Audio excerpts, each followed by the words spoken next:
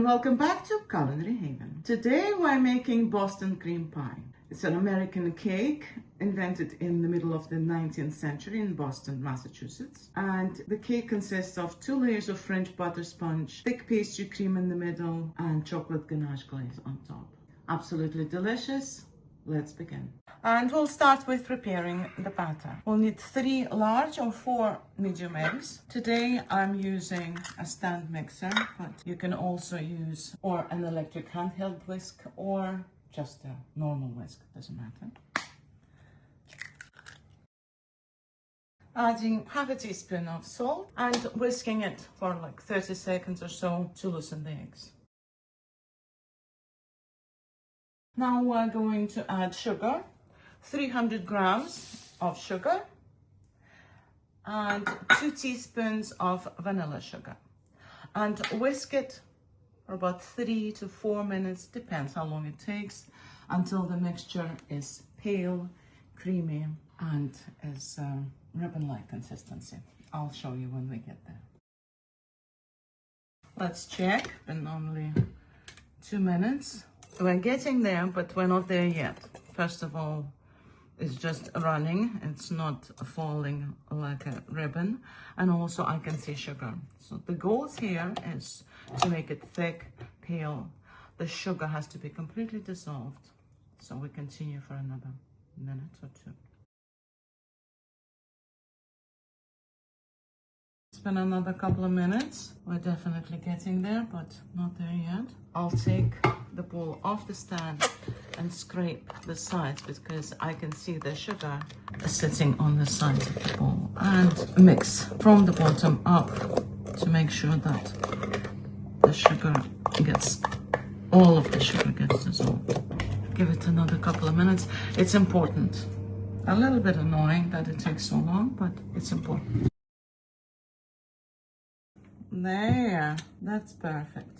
Now I'm going to take the bowl off the stand and sift in the flour and the baking powder.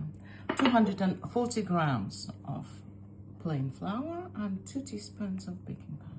The reason it's called Boston cream pie rather than cake is because apparently back then the bakers were using the same pans for both pies and cakes, and the words were interchangeable. And I'm going to fold it in with a spatula. Gently, without deflating the eggs.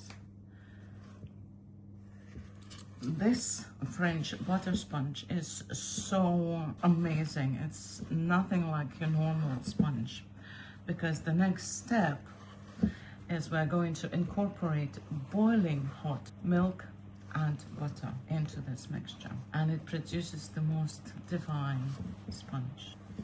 Okay, so just scoop and fold, scoop and fold.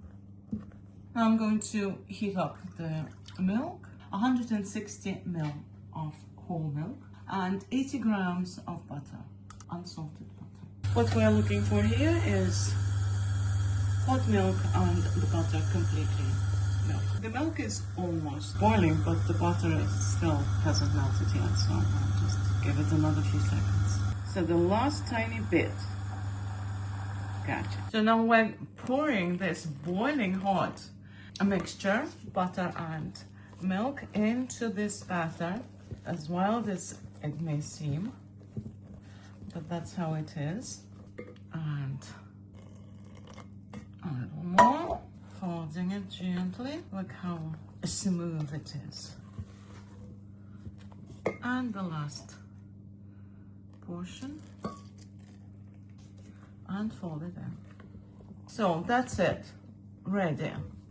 It's all smooth, there is no dry flour, of course, and it's nice and still fluffy. Now we're pouring it into the prepared, and by prepared I mean greased, dusted with flour, and lined at the bottom with baking parchment. Spring form, which is 23 centimeters in diameter, which is I think 9 inches. Pouring it in. That's it. Now we're going to tap, tap, tap turn. They say it helps for the sponge to rise evenly. Now we're going to bake it in the preheated to 180 degrees Celsius oven for 40 minutes. As our sponge is baking, we're going to prepare the custard cream or pastry cream, which is the same. We need 4 egg yolks. So I separate the eggs and put the 4 egg yolks into a bowl. I'm using medium eggs. That's it. This we'll use another time to make meringue or an omelette or anything else. For the pastry cream, we only need egg yolk. To this, we're going to add a pinch of salt, 100 grams of sugar,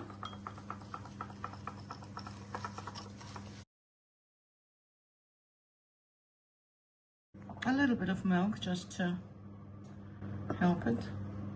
From the whole amount. The whole amount is 400 ml of whole milk, 1 teaspoon of vanilla. I'm using vanilla extract. And 30 grams of cornflour or cornstarch as it's called outside the United Kingdom. Whisk it all together until it's completely smooth.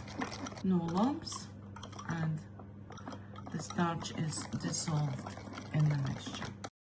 Now we're going to pour the rest of the milk into a saucepan and bring it to a simmer.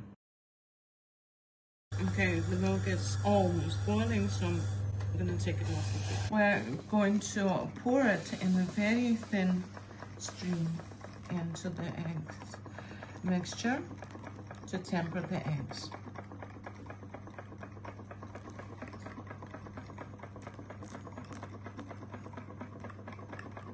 Whisking constantly.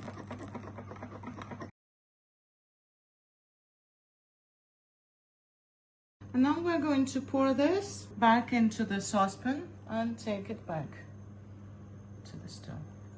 Now we're going to cook it, stirring constantly until it comes to the boil, and then cook it another few minutes because it's important to activate the cornflour. It will thicken and it could give you a false hope that it's done. No, it isn't. You have to actually boil the cornflour for a few minutes. And that will ensure that it will not only thicken the custard, but will also keep it thick thereafter. If the starch is not cooked properly, it can then in the future make the custard thin. So I stopped whisking for a second just to see. As you can see, it starts puffing and starts thickening.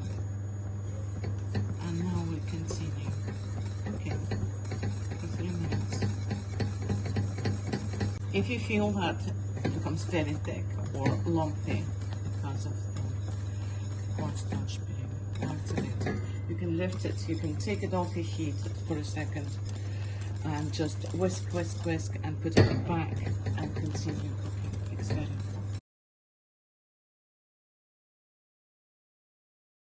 So literally 30 seconds and we're done here. Gorgeous, absolutely gorgeous custard. Now we're going to pour the custard into a bowl, and now I'm going to add 50 grams of butter cut into cubes and at room temperature and stir it in.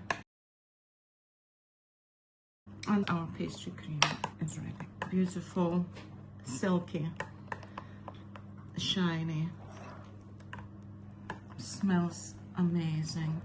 Now we have to let it cool down completely. I'm going to place a piece of cling film directly onto the custard so it doesn't form skin on it, like so, and leave it on the counter. So this is it. Our sponge is ready, looking absolutely gorgeous. I can see it's a little bit lopsided, but that's my oven, nothing to do with the batter. I'm going to check, even though I know it's ready. I'm going to insert a toothpick in the center, and it comes out clean. I have to let it cool completely. And we're now going to unmold it. I think it actually looks more even now. Wishful thing. And going to transfer it onto a wire rack to cool completely. There you go. It needs to be cold, so we'll just leave it. So the sponge and the pastry cream have cooled down. Now we're going to prepare our cake. So I need to cut the sponge in half, but I'm going to try something today, a hack, and see if it works. So you go around the sponge, making just a little bit of incision all around it, and then you insert kitchen twine into the cut and make sure it's in that groove everywhere, and sort of cross and pull the twine and see if it works, and see if it cuts it in half. Oh, let's see. Yay! Well, it fluffed it up a little bit, but it's fine. So I've placed these pieces of parchment whilst we're assembling the cake, and then I'll just roll them out. To put the first half, the top side, upside down, so that the bottom side is perfectly even and we can pour a even layer of glaze on it. So that's that. And now we're going to whisk the custard cream a little bit to loosen it up, because of course it cooled down, so it's thickened as well. So now I'm going to transfer it into a piping bag. You don't have to do that. You can just spread it on your cake, but I want it to be fancy because we're filming, so that's why I'm doing it. I fill up a piping bag with custard cream. That's it. Lift it off, close it, and cut about a centimeter off and pipe it onto the sponge.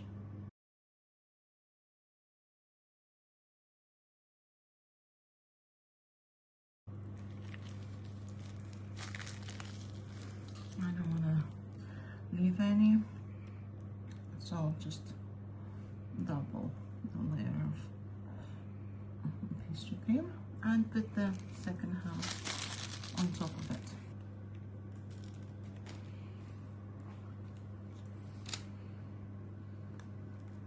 There you go.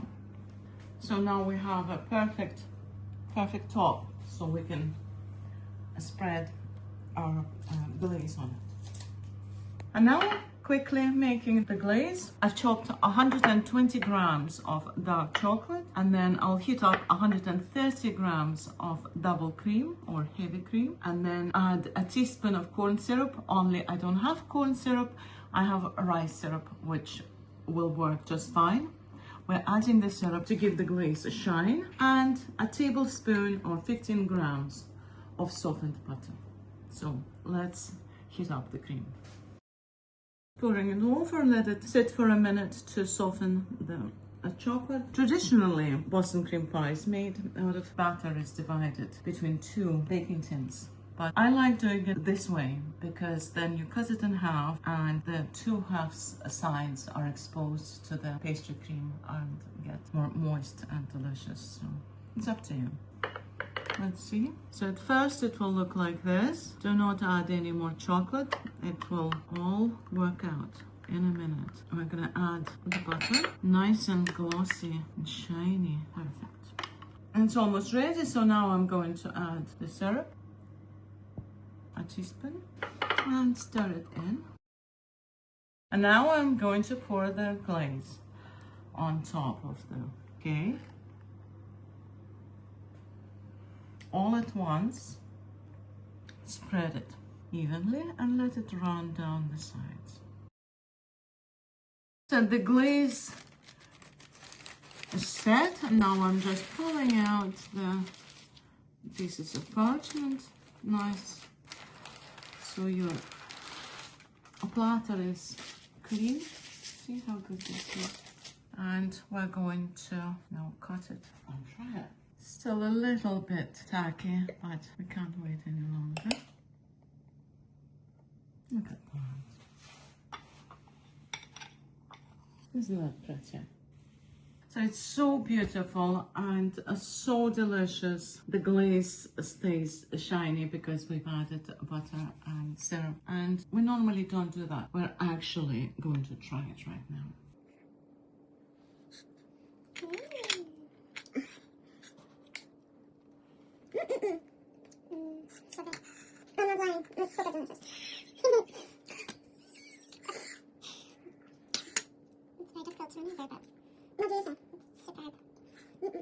The custard is so creamy and silky and perfect. The sponge is out of this world. It's just like no other.